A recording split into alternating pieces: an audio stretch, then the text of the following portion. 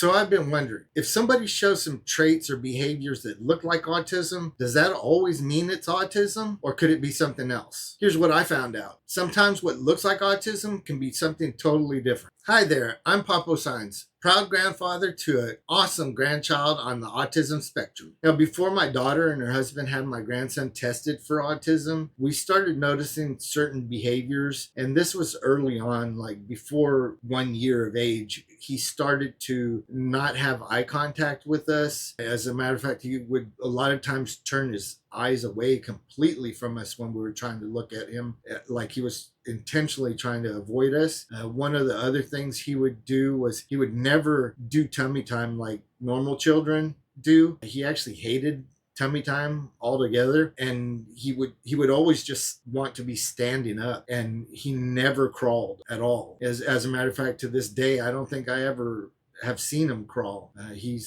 always just walking or just scooting, and actually not even an actual scoot. Like sometimes you'll see children scoot across the floor. He doesn't really do that either. That led us to get an evaluation, and he did come back positive on the autism spectrum, which was good because we started to get early intervention so that he could progress quicker than he normally would have if we didn't have that evaluation done. So today what I want to cover is the top 5 most common traits or behaviors that are commonly misdiagnosed as autism. Before I start, I want to tell you that I'm not discounting autism whatsoever. As a matter of fact, like I said, my grandson is autistic, and getting that evaluation was life-changing for our family. What I hope to do is help you understand the full picture so that your child gets the support that they truly need. So let's start our countdown of the 5 most frequently misinterpreted traits from a grandparent who's been where you might be right now. Coming in at number 5 is avoiding eye contact. Research that I found shows anywhere from 75 to 90% of individuals with autism have a problem maintaining or making eye contact. This is absolutely a real pattern. When eye contact avoidance appears on its own without other social communication differences, it only accounts for about 10 to 15% of the positive assessments for autism. That means that 85 to 90% of the time, it could mean that there's something else going on. So what else could explain these differences in eye contact? First is going to be ADHD, where studies show that 70% of individuals with ADHD have problems with eye contact and maintaining eye contact. Social anxiety disorder, which affects about 7% of the general population. Plain old sensory processing differences. Some people actually process information better or communicate with others when they're not looking directly at somebody else's face. Some children are just naturally shy and just avoid eye contact altogether, which is really not much to be concerned about. So in my grandson's situation, when he was first born, he was maintaining eye contact with us for a while, but when he started to actually be able to process faces, eventually start averting his eyes and not looking at us. And then sometimes he would, even if he was overexcited or just overstimulated, he would intentionally avoid looking at us. No matter what we would try to do, get in front of his face or anything, he would just like avert. And that was like one of the big signs that just kind of think that there was something going on. So here's what you should consider before assuming that these eye contact differences are associated with autism. Could it be anxiety? Could attention or processing differences explain it? Is it actually interfering with social connection, or is it just not going with the social norms? If you noticed any of these differences in your child or your grandchild, please drop it in the comments below. I'd really love to hear some of your experiences and what you've noticed, and hopefully that will help somebody else. Now, our 4th most commonly misdiagnosed trait that is often confused with autism is strong preferences for routines or resistance to change. Research that I found confirms that this happens in approximately 80 to 90% of individuals who are on the autism spectrum. But when a strong preference for resistance to change happens without any other autism traits, it only accounts for about a 15 to 20% positive assessment for autism. So in other words, 80 to 85% of the time, it means there's something else going on. So, what else could explain this need for predictability or sameness? Anxiety disorders, particularly generalized anxiety disorder. Now, this is a pretty low statistic and it varied depending on what I was looking at, but it's anywhere from 5 to 10% of the population. Next on the list is ADHD. That only accounts for about 2 to 8% of the population. And the reason being is that the sameness and the predictability helps them with the executive function problems that most of them have. This happens with me a lot. I suffer with ADHD, and if I'm not following a routine or a schedule, I'll just get off on a tangent and then my whole day is just kind of a mess. Third on the list is obsessive compulsive personality disorder. Again, this is low on the percentage. It's only about 2 to 8% of the population. And last on this list is something that really surprised me: specific phobias, which accounted for about 8 to 12% of the population, creating what looks like resistance to change, but it's actually just fear of the unknown or differences. For my grandson, he doesn't really deal with this a lot that I see, because he doesn't really get frustrated when he has change in his life. It manifests as a little bit different for him. He does like routine, but he doesn't have to have routine, if that makes any sense. A lot of times what he'll do is, like in the morning when he wakes up, he'll just wake up and he'll start playing with his letters or his numbers, and that's what he does. He'll just kind of go into that same phase of playing with his letters and numbers until he gets tired of that, and then he'll want to watch TV or do something else. But he tends to do that. But if you wake him up and get him ready for school, he's good to go, and he'll get into that routine next. So it's not a real big issue for him, and sometimes it's not a big issue for people on the autism spectrum, but it is something to consider. Now, when you're evaluating routine dependence in your child, these are some of the things you should consider. Is the routine serving to reduce anxiety? Is it compensating for executive function challenges? Is it about control and perfection rather than comfort? Or is it specific to certain situations that might trigger fears? Now, if your family has created any kind of routines or schedules for your children, drop them in the comments below and share it with everybody else so that they might be able to implement some of these things to help them out through any of these circumstances. Coming in at number 3 on our list is repetitive movements, fidgeting, or what's commonly called stimming. Research shows that these repetitive movements or stims show up in roughly about 88% of the autistic individuals. However, when these repetitive movements show up without any other autism traits, it only accounts for about 20 to 25% positive assessment for autism. That means that 75 to 80% of the time, there's a different explanation. So what else could explain these repetitive movements? ADHD is first on the list. This affects about 5 to 11% of children, and it helps them to focus and pay attention. Next is anxiety, which is approximately 25% of the population, and it manifests mainly when they're under extreme stress or stress. Third's going to be obsessive compulsive disorder, and this is low on the list. It's only about 1 to 3% of the population, but it is an occurrence. Last on the list is Tourette syndrome or other tic disorders, and that accounts for less than 1% of the population. What's fascinating is that many completely neurotypical people engage in repetitive movements too. Some of the research that I gathered says upwards of 25% of neurotypical individuals use it as a way of self-regulation. Now, sometimes these movements and fidgeting also show themselves in other ways too. Like, for instance, my grandson, he does do some hand flapping and sometimes certain things with his hands that he does repetitive, but it's not like a common thing. For him, he's more of a visual stimmer, so he likes to look at things from different angles. That was one of the big things that we noticed with him, is that his toys, instead of looking at them from a normal perspective, he'd turn himself upside down and look at them from like in a different view. So you also have visual stims that come along with this, which is different than hand fidgeting, but that is one of the stims. Hey, if this video is helping you understand some of these differences in individuals and maybe help you to evaluate your child or your grandchild, give it a thumbs up. Maybe subscribe to my channel. I hope to do some more of these videos in the future, or share it with somebody that might be able to gain from this information. Our second most commonly misdiagnosed trait on the list is language delays or speech delays. Communication differences are indeed hallmark features of autism, but when speech delays appear without any of the social components of autism, it only accounts for about 20 to 25% positive assessment for autism. That means that 70 to 75% of the time, there's a different explanation. So, what else could explain these differences in speech and language delays? First on the list is developmental language disorder, which affects approximately about 7 to 8% of the children.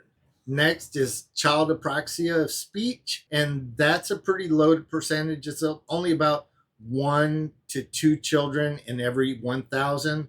Selective mutism, which affects less than 1%, so it's a really low number.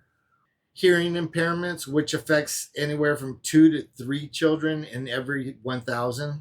Now, last on the list is late talkers, and that accounts for about 5 to 10% of the children, and they usually catch up to learning language and speech by the time they reach school age without any intervention whatsoever. Now, with my grandson situation and my own experience, my grandson is 4 years old now, and he is just now starting to learn how to communicate with us, putting together words and sentences. They're very small and very short and sometimes very not understandable because his speech pattern is not very well formed.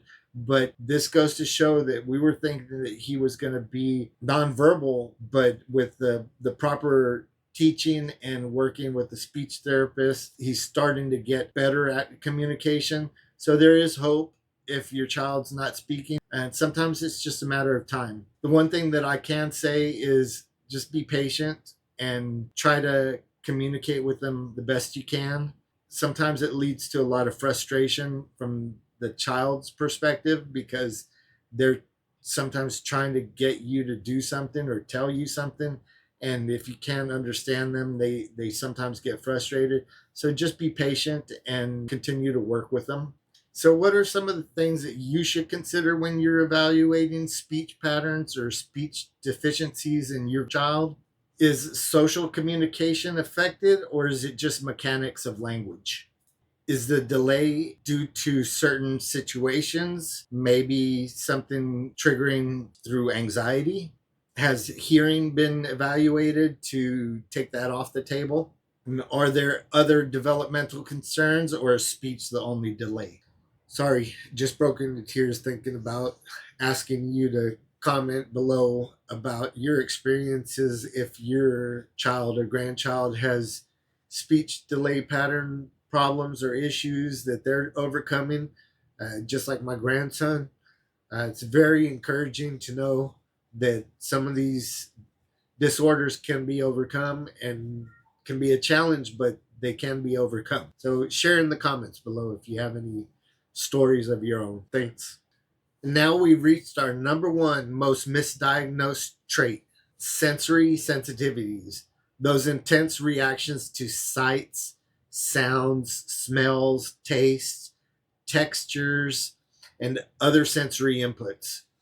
These sensory processing differences are extremely common, affecting approximately 90% of autistic individuals. But when these sensory sensitivities appear without any other autism traits, it only accounts for about 30 to 35% positive assessment for autism. That means that 65 to 70% of the time, there's actually a different explanation.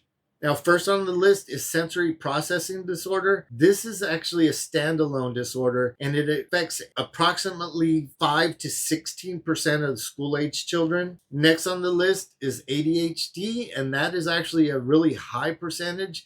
It's anywhere from 30 to 50% of the individuals with ADHD suffer or have challenges with sensory processing. Next on the list is anxiety disorders. This accounts for about 18% of the population, and it causes issues with them being able to process sounds and light and environments just due to anxiety. Next on the list is migraine disorders. This is kind of hard to quantify in children because it's kind of sometimes hard to know when they're having a migraine, but it does happen in the general population. The percentages I found was it affects about 12%.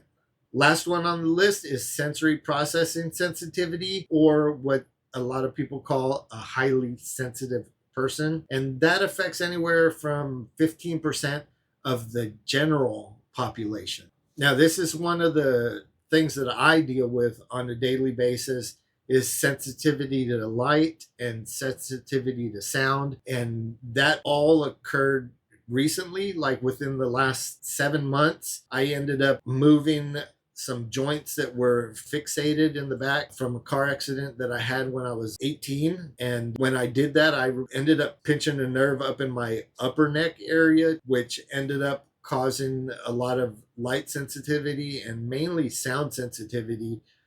For a long time, I was having just problems with all kinds of sounds for months. And that finally dissipated. And now I just deal with some high pitched sounds. And so I have some kind of empathy for those that are dealing with this sensitivities to light and sound. As far as my grandchild, he doesn't suffer with much, maybe loud sounds. He doesn't like to be in loud environments.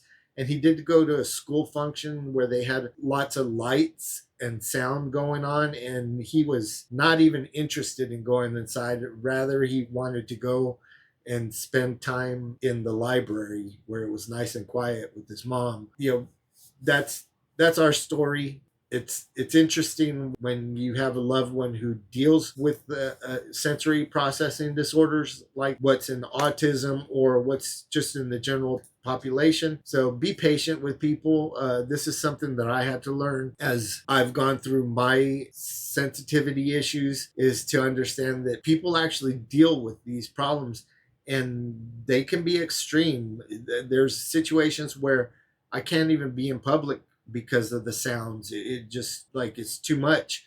I have to either wear earplugs or put my noise canceling headphones on because it's almost like nails on a chalkboard. It's very grating, and it actually causes like anxiety in the body, in my nervous system. I don't even know how to explain it, but just be patient with your loved one if they are sensitive to sounds. And a lot of times this is not something that you can just desensitize them to, although that is one of the therapies that is used, is sound desensitization and light desensitization. I can't even say the word. Cut that part. Just be patient with them. So, what are some of the things that you should consider when you're evaluating your child? Do they occur alongside attention challenges, suggesting maybe ADHD? Are they worse during times of anxiety? Could they be related to migraines or other neurological conditions? Are they part of a broader pattern that includes emotional sensitivity? Do they significantly impact daily life, or are they just a preference? Now that concludes our list, but I wanted to include some additional information about individuals who were diagnosed with autism and then actually lost their autism status due to one of these other disorders being the actual culprit. For ADHD, I saw numbers as high as 50% or more of children who were first diagnosed with autism lost their autism status and were re-diagnosed as being ADHD, which is an actual large number, which leads me to my first point about this whole research that I did on this subject. ADHD and autism are very intertwined. Many children with autism have ADHD, but ADHD can be on its own apart from autism, of course. And that's where the misevaluation or misdiagnosis comes into play. where children have lost their status as being autistic and now are diagnosed with ADHD. And that number ranges, like I said, I found it as high as 52%, I believe is what it was, and in the lower numbers down in the 20s. Next is going to be sensory, auditory, or processing disorder. That accounts for about 23% of the children who were first diagnosed with autism, lost that status, and are now designated as processing disorder. Third is going to be anxiety disorders.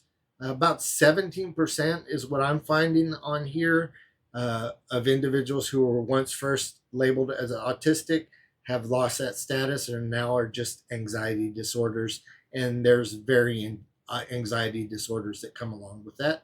Now, these next ones, I didn't find any real hard numbers, but the fourth one on the list is going to be learning disabilities. So sometimes children just are slow learners, or they have learning disabilities of some sort, and that can be misdiagnosed as autism also. And last on this list is going to be language disorders or developmental delays. This, again, I didn't find any real hard numbers, but there are numbers of children who were first once diagnosed with autism, lost their status to this disorder. So there you have it. I've come to my conclusion here. We went through sensory sensitivities, speech delays, repetitive movements, strong routines for preferences, and eye contact differences. I hope you guys like some of the content that I put in here, but before I leave, I want to include a bonus section in here with some of the questions that you might be asking yourself right now, or might just be thinking about in the future as you're evaluating your grandchild or your child. First question is going to be, how do I know when to seek evaluation? I would say on this, trust your instincts. If you see some developmental delays or anything of concern, seek professional advice, get some help. Early intervention is always best, regardless of the outcome of any of these disorders or any of the evaluations. Next is, who should perform an autism evaluation? Ideally, this should be a multidisciplinary team, including a psychologist or a developmental pediatrician, speech language pathologist, and an occupational therapist. This comprehensive approach can better distinguish between autism and the alternative explanations we just discussed. Can someone have autism and some of these other conditions? Absolutely. Co-occurring conditions are extremely common in autism. Someone can be both autistic and have ADHD or anxiety. In fact, about 70% of autistic individuals have at least one co-occurring condition. If it's not autism, does that mean there's nothing wrong? Not at all. Conditions like ADHD, anxiety disorders, sensory processing disorders are real, and they can affect people on a daily basis in their daily lives, and they shouldn't be ignored. They deserve recognition and support even if autism isn't present. What's the harm in misdiagnosis? Intervention approaches differ based on the individual. What works for autism may not work for anxiety or ADHD, and vice versa. Getting the right diagnosis leads to more targeted and effective support for the individual. This is very apparent in my grandson. For the first 2 years of his life, he lived here with us in our house, and now they've moved away and are living in Dallas, so we get to see them not as often, but we do get to see them frequently. And every time we go back, we see the progress that he's made through the schooling and the teaching and different help that he's getting to overcome some of the challenges that he's facing. Yeah, if you have any stories of your challenges with your children or your grandchildren that are being overcome, again, share them in the comments below. Give some encouragement to somebody else who might be dealing with some of these fears or concerns within their loved one. It'll really help out. Now, here's what I want you to take away from this video. First, no single trait or behavior is automatically a sign of autism. And even if it is, it's going to be okay. Autism is just a difference in life that you'll have to adjust to, but there is hope and there are solutions for some of the challenges that you'll struggle with. Second, none of the information here is meant to discourage evaluation of any kind. Early intervention and early diagnosis is the best measure that you can take for any of these disorders, or even if your neurotypical child or loved one is dealing with some of these issues, it's not always a disease. It could just be normal life growth. But catching some of these things early is always beneficial to the person who is dealing with the struggles. Third, many of these traits, like I said, they exist in the general population. So it doesn't necessarily always mean that there is an actual disorder at hand or that you have to worry about, but it doesn't hurt to do an evaluation just to rule it out. It's always better to be on the safe side than behind the eight ball and then trying to catch up later. And finally and foremost, remember, getting the right evaluation is the best course of action for any of these disorders, because having the right information, you can address it correctly rather than having to go back and get a reevaluation and have to start from square one, because these different conditions require different accommodations. Hey, if you found this video helpful, don't forget to give it a like below. And if you know somebody that can benefit from this information, please share it with them. And don't forget to subscribe to the channel so you don't miss any of the other content I'm going to be posting. And remember, whether your loved one has autism or one of these other conditions we discussed, understanding their unique needs is what matters most. Every child deserves support tailored specifically to who they are. Thanks so much for watching. See you in the next video. God bless.